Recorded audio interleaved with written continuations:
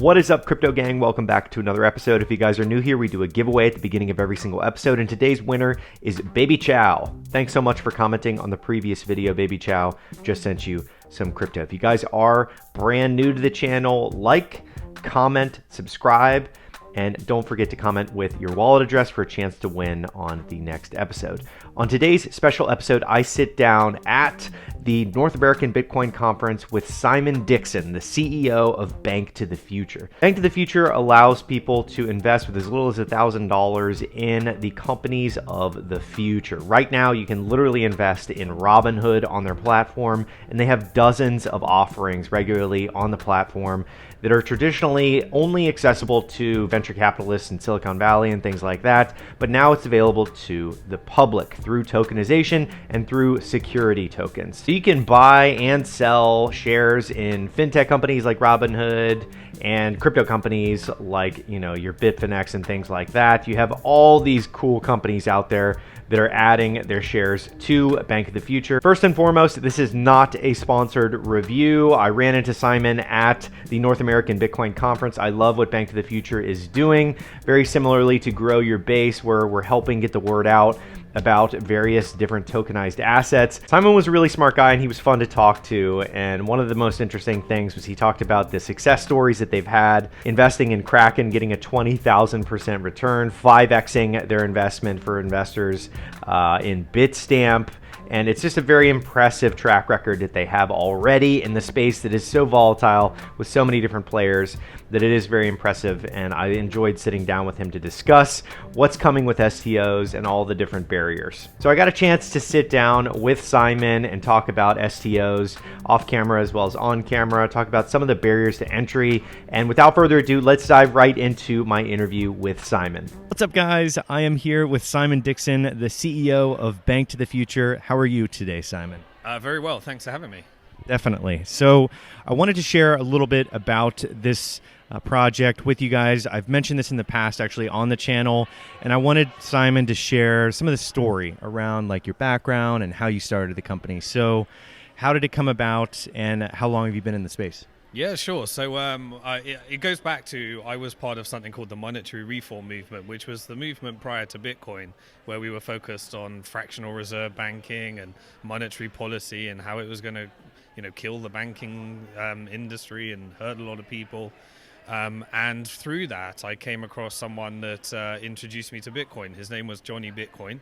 He sent me a message, and he was talking about this alternative financial system that was being built.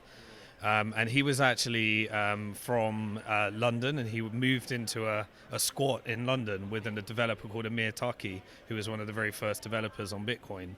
That's how I first got into Bitcoin. We were trying to actually launch a bank. We were calling it Bnktothefuture. I wrote a book called Bnktothefuture and it later went on to be the first published book that included Bitcoin. But when Bitcoin actually went on to create essentially the rails, we decided to switch our focus from creating a bank to funding the industry. So we created a platform that would allow us to co-invest in many of the deals that made the crypto industry today. So that's the starting story, really. Yeah, and you guys have like an amazing portfolio. Your talk was amazing yesterday, and I saw the portfolio slide, and it was like pretty much every iconic brand in the space you guys have invested in and backed. And one of the slides that I wanted to bring up was that you said in 2017, the ICO market kind of disrupted how you guys had started out originally, right? So what was that like? And did you guys pivot around that, or how did you work around that? Yeah, absolutely. So our bread and butter as a business was we were investing in equity, and we were allowing our investors to co-invest with us on a global scale. And we built the technology to allow people to invest in many of these companies, like you said, companies like Bitfinex, Kraken, Bitstamp, and many others. Suddenly in 2017, we found ourselves in a situation where we were getting calls from our clients we were about to do rounds for, and they were like, we're not going to be selling any equity now. We're selling tokens. I'm like, okay, cool. And then we get another call, and then we get another call, and then suddenly there was no equity left. And all of our investors stopped investing through the platform, and they were all investing in tokens. Why would you invest in equity when you could get an instant 10x, sometimes 100x return in a token just from straight off the back? So The market changed. The market was giving us a message. We'd been working on securities law, so we knew that these things were going to be securities. But our investors and our companies were giving us a different message, so we had to adjust.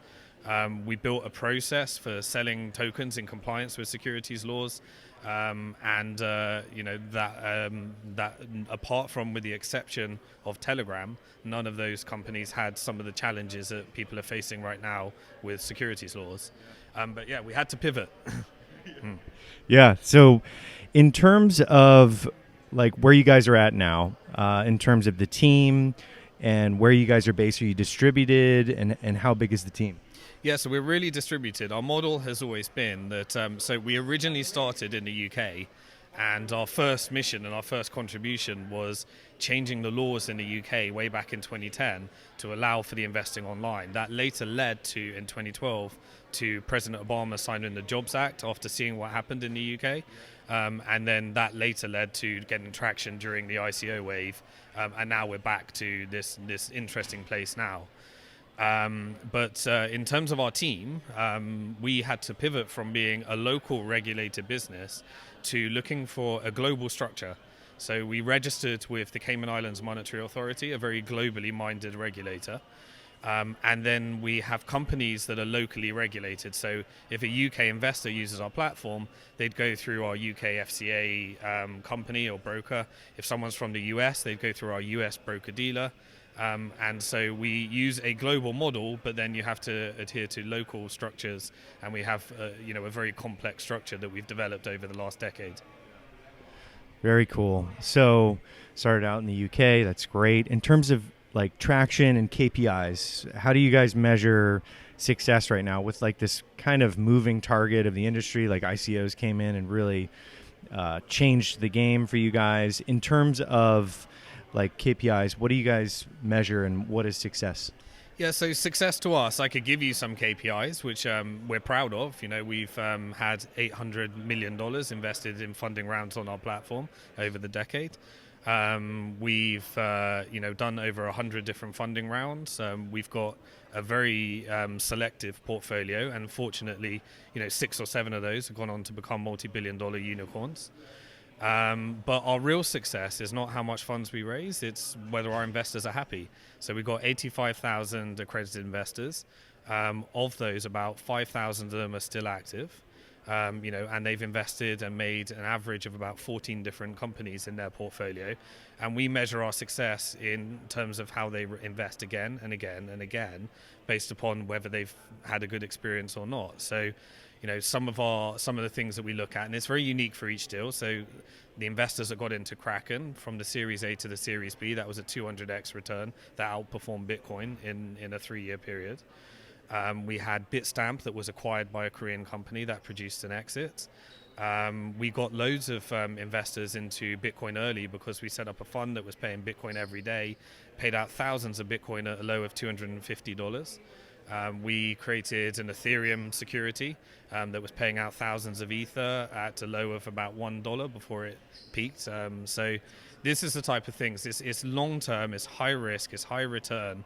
2017 was disruptive. It was our most profitable year, obviously, because the industry produced so much opportunity in 2017, but it wasn't sustainable. And we're looking for the real wealth from our investors has been generated when they invested early, they rode it out, and they had a 5 to 10 year time frame. And that's the real wealthy people, not the trade. I met many people that made a lot of money in 2017 then lost it all because they were speculating too hard, and they just didn't have a long enough time frame. This is a game-changing technology. This is the transformation of our entire financial system, one product at a time. The returns are going to be there. You've got to diversify widely, and it's the most exciting time in human history to be alive in financial innovation. Yeah, I totally agree. The whole concept of tokenized assets, we talk about that on the channel quite a lot with my project Grow Your Base. And I think that in terms of STOs, you mentioned on stage, like, what is it that's keeping investors back from investing in STOs, if there is any hesitancy right now? So we've identified 3 security token adoption blockers. From investing in many companies. We did the securitized funding round. We were investors in Polymath. And we've been experimenting with the technology a lot ourselves. We're about to launch BFX, our decentralized yet compliant security token exchange, and we're about to do our own security token, BFXT. What we've identified is that, firstly, everyone's selling liquidity, but there is no liquidity. There will be liquidity, we believe, but that's going to take a while to get there. It was just like in our, ICOs was first. We started investing around about 2013 in Mastercoin, MadeSafe, Storage, Factom, these different ones. But it wasn't until 2017 that they started to get liquid. So that's like a 4-year time frame from conceptualization to liquidity. I imagine a similar thing here. 2018 was really security tokens. Maybe 2022, 23 is when we'll start to see real liquidity. The other thing is that when you're pitching institutional investors, they're just not comfortable holding crypto tokens yet. So they say if they like the investment, they'll say, yeah, I'll take it, but can you take the token out of the way? Then if you pitch a crypto investor and you say something like, here's a tokenized real estate investment trust that pays an 8% annual return, they look at you and say, what, I've got to give my Bitcoin to a middleman and you're going to give me 8%? I'd rather just keep my Bitcoin. So you've got to find a product, and that's what we've been working on, that satisfies the way that institutions are used to investing, at the same time as attracting the high risk, high return profile of the crypto investor. And it has to make sense if liquidity takes a while to achieve. And so that's what the things that we look for when we're analyzing how we're going to get the first security token adoption and the types of products that we're going to launch.